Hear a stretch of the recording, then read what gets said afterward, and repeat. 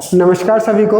मैं डॉक्टर नीरज कुमार जहांगीर आपका स्वागत करता हूं आपके अपने YouTube channel geography bye Neeraj sir, जहां हम लैब असिस्टेंट ज्योग्राफी के संबंध में क्लासेस शुरू कर रहे हैं। आज से ऑब्जेक्टिव क्लासेस शुरू हो रही है। फर्स्ट चैप्टर आज से शुरू करेंगे।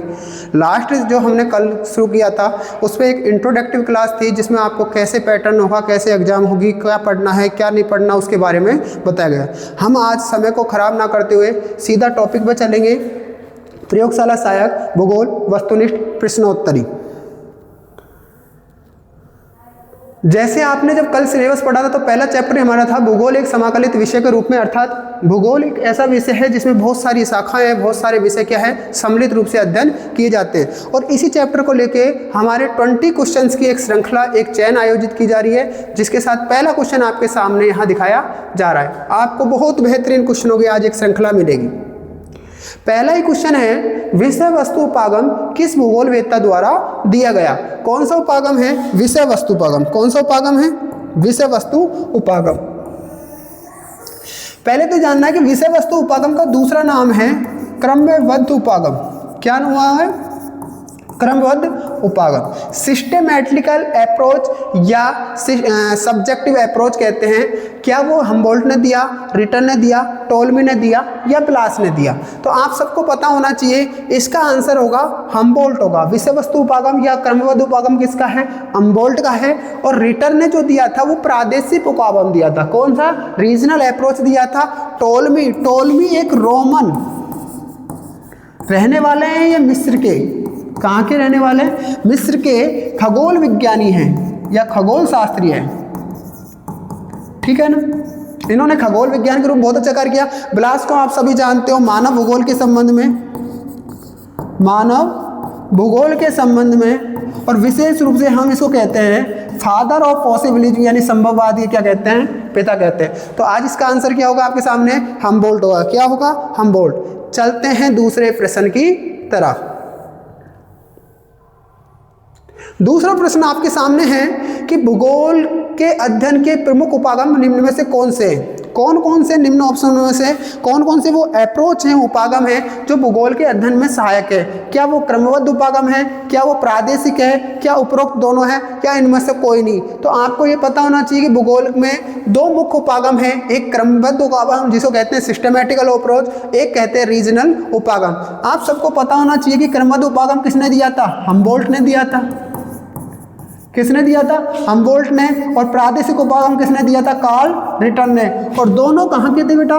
दोनों विद्यार्थियों थे ये जर्मनी के हैं। और इन दोनों को कहा जाता है आधुनिक भूगोल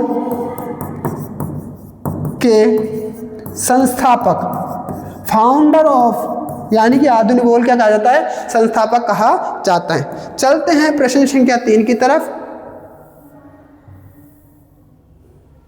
प्रश्न संख्या 3 में है, सागर, नदी, झील व अन्य जलाशय। सागर, नदी, झील व अन्य जलाशयों का अध्ययन भूगोल की किस शाखा यानी कौन से पार्ट में किया जाता है? क्या क्लाइमेटोलॉजी में किया जाता है, या जियोमॉर्फोलॉजी में किया जाता है, या सॉइल साइंस में किया जाता है, या हाइड्रोलॉजी में किया जाता है? तो आपको पता है वहाँ बात की जाती है जल की, तो इसका आंसर होगा जल विज्ञान। क्या आंसर होगा? जल विज्ञान। प्रश्न संख्या 4 की तरफ आपको बहुत अच्छे अच्छे क्वेश्चन यहाँ मिलेंगे। आपको लेवल के क्वेश्चन मिलेंगे, आपको मिश्रण प्रकार के क्वेश्चन यहाँ दिखाई देंगे। क्वेश्चन संख्या 4 है, भूगोल का सर्वप्रथम विस्तृत वर्णन एवं व्याख्या किसने करी? यानी ऐसा कौन सा विद्वान है जिसने सबसे पहले भूगोल का वर्णन किया? भूगोल शब्द का नहीं, भूगोल का वर्णन किया। तो क्या वो हिकेटियस है, क्या एरिस्टोथेनिस है, या रैडजेल है, या बारन? सबसे पहले तो हम चारों ऑप्शन के बारे में देखते हैं। इन्हें भी कहा जाता है भूगोल का पिता, या इनको एक और नाम दिया जाता है प्राचीन भूगोल का जनक, father of ancient geography.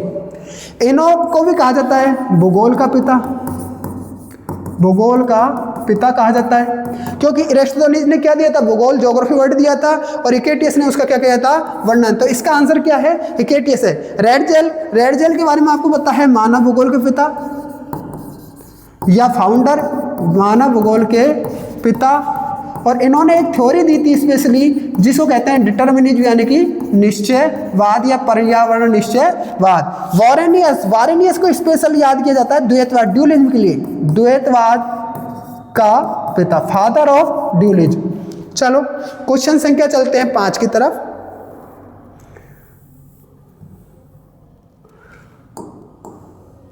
Question संख्या 5 है, पृथ्वी की परिधि को मापने का श्रेय सर्वप्रथम किसको जाता है? वो कौन सा विद्वान है जिसने पृथ्वी की परिधि को मापने का सर्वप्रथम प्रयास किया? क्या वो टोलमी है, क्या एरिस्टोथेनिस है, क्या हार्सोन है, या ब्लास? सबसे पहले तो पता होना चाहिए ये कहाँ के हैं, ये रोमन भूगोलवेत्ता हैं, ये कहाँ के हैं, ये ग्रीक या यूनानी हैं। दोनों में एक बार याद रखना। इसका आंसर होगा एरिस्टोथेनिस, फादर ऑफ ज्योग्राफी भी कहा जाता है।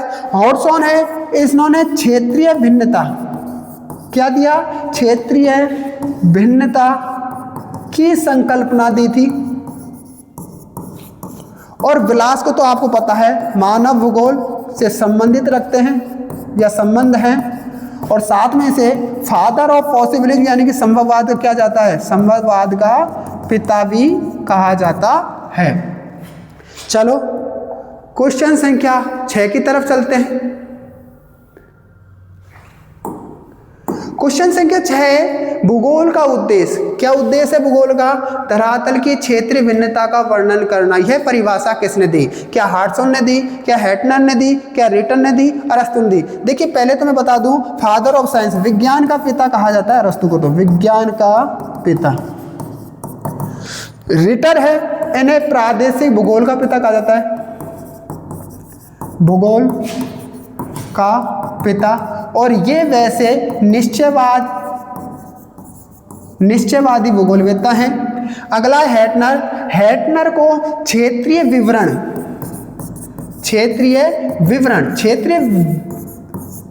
की बात कर रहा हूं। और हार्टसन क्या है, क्षेत्रीय भिन्नता से रिलेटेड है, क्षेत्रीय भिन्नता।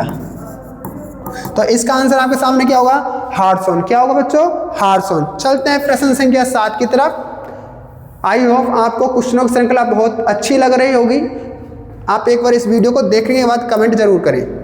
भूगोल को आधुनिकता प्रदान करने का श्रेय किसे जाता है? आधुनिकता आज की संस्कृति के साथ जोड़ते हुए, आज के हिसाब से डेवलप करते हुए किसने किया? क्या वो रिटर है, क्या हमबोल्ट है, क्या सैंपुल है, या रिटर हमबोल्ट दोनों हैं? तो इसका आंसर क्या हुआ, रिटर और हमबोल्ट। जैसे हमने बताया था, इन दोनों को आधुनिक भूगोल के संस्थापक कहा जाता है। ठीक है ना। चलते हैं नेक्स्ट क्वेश्चन, क्वेश्चन संख्या 8 की तरफ। क्वेश्चन संख्या 8 आपके सामने दे रखा है, भौतिक भूगोल का जनक किसे कहा जाता है? Father of physical geography, father of human geography आप पढ़ते हो, फादर ऑफ फिजिकल ज्योग्राफी क्या पॉसिडोनियस है, क्या डेविस है, क्या डहेले स्टाम्प है, क्या कोपेन है? कोपेन तो विशेष रूप से किसके लिए जाने जाते हैं? जलवायु वर्गीकरण के लिए जाने जाते हैं। डहेले स्टैम्प कृषि से संबंधित कार्य के लिए जाने जाते हैं। डेविस का अपर्दन चक्र फेमस है, विलियम मॉरिस डेविस 1899। और पॉसिडोनियस, इसका आंसर क्या है बच्चों? पॉसिडोनियस। पॉसिडोनियस क्या कहा जाता है? भौतिक भूगोल का पिता। चलते हैं क्वेश्चन संख्या 9 की तरफ। प्राचीन भूगोल का पिता, फादर ऑफ एंसेंट ज्योग्राफी किसे कहा जाता है? हार्टसन, वारेनियस, रिटर या हिकेटियस? देखिए अभी थोड़ी देर पहले हमने आंसर बताया था, इसका आंसर क्या होगा? हिकेटियस होगा, father of ancient geography. Ritter को बताया था प्रादेशिक भूगोल का जनक। वारेनियस के संबंध में बताया था द्वैतवाद का जनक, फादर ऑफ ड्यूलिज्म। और हार्टसन का क्या बताया था? क्षेत्रीय भिन्नता की संकल्पना। तो इसका आंसर आपके सामने क्या है? हिकेटियस। क्या है इसके सामने? हिकेटियस। क्वेश्चन संख्या 10, नेक्स्ट क्वेश्चन की तरफ चलते हैं। ये एक कॉन्सेप्ट बेस्ड क्वेश्चन है, आप एक बार अच्छे से अध्ययन करें, उसके बाद इसका आंसर देने की कोशिश करें। आपको देखना है कौन सा जो कथन है, ऑप्शन है वो गलत है। भूगोल एक गत्यात्मक संकल्पना है। क्या भूगोल एक गतिशील संकल्पना है, लगातार डेवलप हो रहा है, लगातार परिवर्तनीय है? बिल्कुल है। तो इसका आंसर ये तो ठीक है, इसमें तो कोई दिक्कत ही नहीं है। चलो दूसरा है, भूगोल में पर्यावरण मानव के मध्य, पर्यावरण प्रकृति और मानव के बीच अंतर संबंधों का अध्ययन किया जाता है। बिल्कुल किया जाता है, ये भी ठीक है। तीसरा है, भूगोल में मानव के निवास के रूप धरातल का वर्णन। बिल्कुल, मानव का निवास कहाँ है? धरातल पर है, इसका वर्णन किया जाता है, लेकिन इसमें कह रखा नहीं। तो इसका आंसर क्या हो जाएगा? ये कथन क्या है? गलत है। चौथा ऑप्शन चलते हैं, कब, कहाँ व क्यों। 3 वर्ड याद रखना भूगोल में, कब, कहाँ व क्यों कार्य कारण संबंधों के अध्ययन के भूगोल की मूल संकल्पना में सम्मिलित किए जाते हैं। बिल्कुल किए जाते हैं। अर्थात इसका कौन सा ऑप्शन गलत है? इसमें ऑप्शन स गलत है। चलते हैं नेक्स्ट क्वेश्चन 11 की तरफ। ये आपके सामने मेरी एक पुस्तक आ रही है जो आज मार्केट में आ जाएगी, प्रयोगशाला सहायक भूगोल MCQ। जो बच्चे KVS, NVS, MRS, PGT Tier 2 के लिए ऑब्जेक्टिव पार्ट के लिए कुछ तैयारी कर रहे हैं, उनके लिए भी हेल्पफुल रहेगी। लगभग 2000 प्लस क्वेश्चन इसमें हैं और ये क्वेश्चन बिल्कुल NCERT प्लस थोड़ा सा अच्छा लेवल लेते हुए बुकों को सम्मिलित करते हुए बनाने का प्रयास किया गया है। बहुत ही बेहतरीन संकलन है, चैप्टर वाइज संकलन है, एक बार देखें जरूर। चलते हैं क्वेश्चन संख्या 11 की तरफ। क्वेश्चन संख्या 11 है, फादर ऑफ इंडियन ज्योग्राफी, भारतीय भूगोल का जनक किसे कहा जाता है? क्या जेम्स रेनेल है, आर्यभट्ट है, जसवीर सिंह है, डहेल स्टैम्प है? देखो डहेल स्टैम्प मैंने पहले बताया था किससे रिलेटेड है, कृषि भूगोल से रिलेटेड है। जसवीर सिंह भी किससे रिलेटेड है? भारतीय कृषि भूगोल से। आर्यभट्ट किसके लिए फेमस है? शून्य के लिए फेमस है। और खगोलिकी किसके लिए फेमस है? खगोलीय विज्ञान के रूप में फेमस है। भारत के बहुत अच्छे गणितज्ञ भी हैं, गणितज्ञ।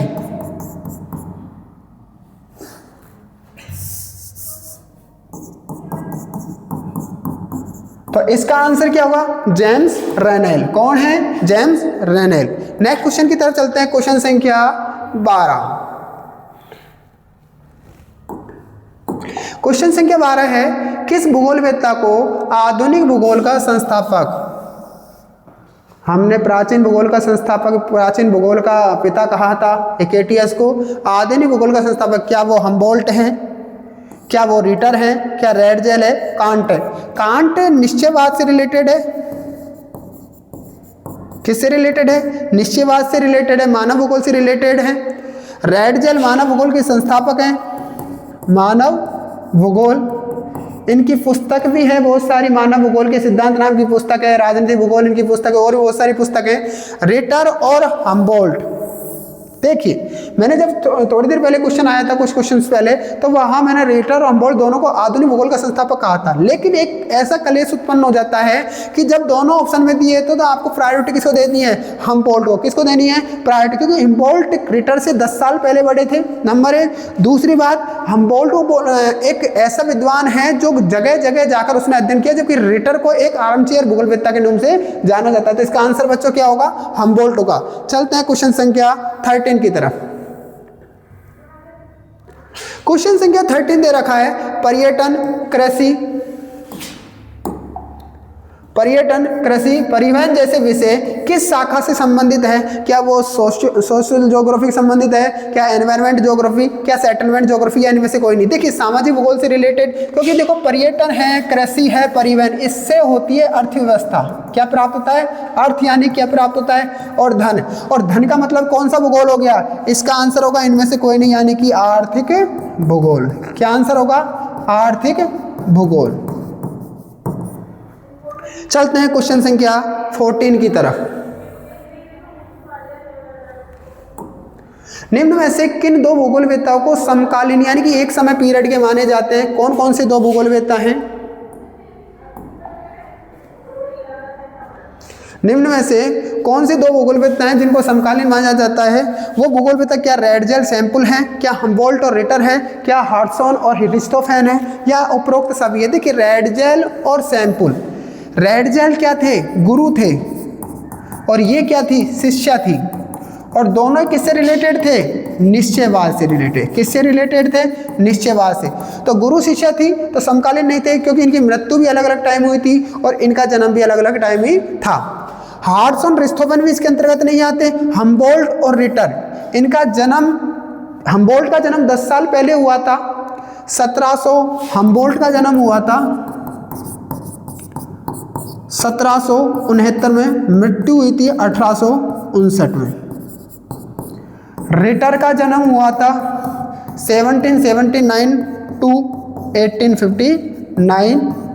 तो इसका आंसर क्या होगा आपके सामने, हम्बोल्ट और रिटर। चलते हैं क्वेश्चन संख्या 15 की तरफ।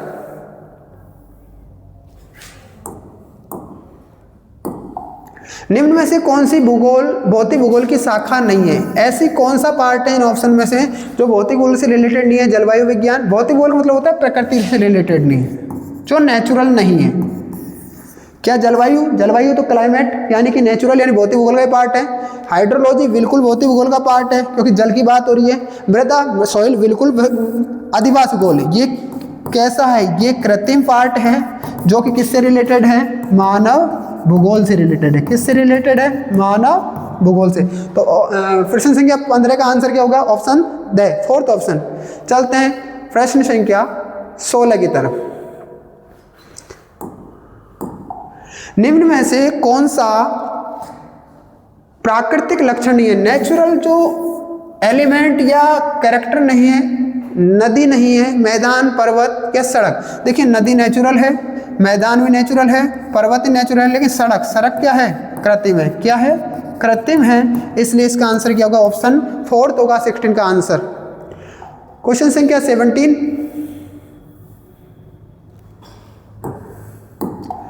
कार्ल रिटर के बारे में सही जानकारी नहीं है। किसके बारे में पूछ रहा है?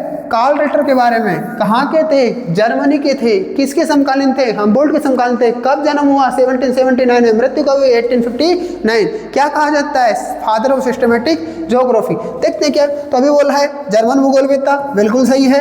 प्रादेशिक father of systematic geography, sorry regional geography, बिल्कुल सही है। कालक्रम मैंने अभी बोला है 1779 टू 1859, बिल्कुल सही है। ये रेड जेल के समकालीन नहीं है। इसका आंसर क्या होगा? हम्बोल्ट। इसका आंसर क्या होगा? हम्बोल्ट। तो आंसर क्या है इसका? ऑप्शन फोर्थ इसकी सही जानकारी नहीं है। क्वेश्चन संख्या 18, अंतिम पार्ट की तरफ हम जा रहे हैं धीरे धीरे।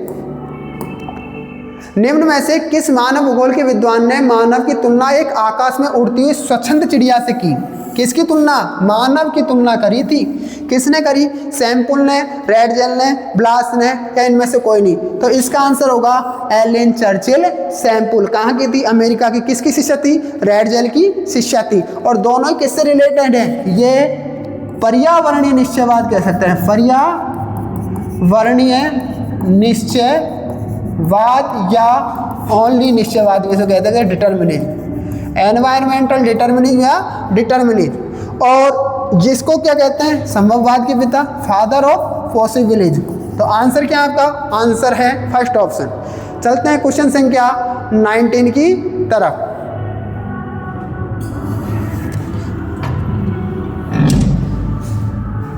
क्वेश्चन संख्या 19 में आप देखते हैं कि निम्न में से सही जोड़ा नहीं है।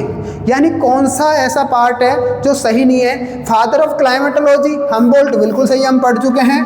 फादर ऑफ ज्योग्राफी, इकेटियस, लेकिन हमने एरिस्टोथेनीज ही पढ़ा था इसलिए थोड़ा ऑप्शन को ब्रेक देते हैं। Father of regional geography, Ritter, very good. Father of science, father of science Plato को नहीं कहते हैं, फादर ऑफ साइंस है अरस्तु। कौन है? अरस्तु। तो इसका आंसर क्या होगा? दे। चलते हैं आज के अंतिम क्वेश्चन की तरफ इस प्रश्नों की श्रृंखला में। अंग्रेजी के ज्योग्राफी वर्ड किसका है? अंग्रेजी भाषा का। किसका? अंग्रेजी भाषा का ज्योग्राफी वर्ड है। और इस ज्योग्राफी के अंग्रेजी भाषा के ज्योग्राफी वर्ड की उत्पत्ति किस भाषा से हुई? यूनानी, फारसी, रोमन या फ्रेंच? तो फ्रेंच नहीं है, फारसी नहीं है। अब बात करते हैं यूनानी। यूनानी का दूसरा नाम कहते हैं ग्रीक। और आप सबको पता है ग्रीक विद्वान थे एक एरिस्टोथेनीज। और एरिस्टोथेनीज ने ही क्या वर्ड दिया था? जियोग्राफिया वर्ड दिया था। GEOGRAPHICA।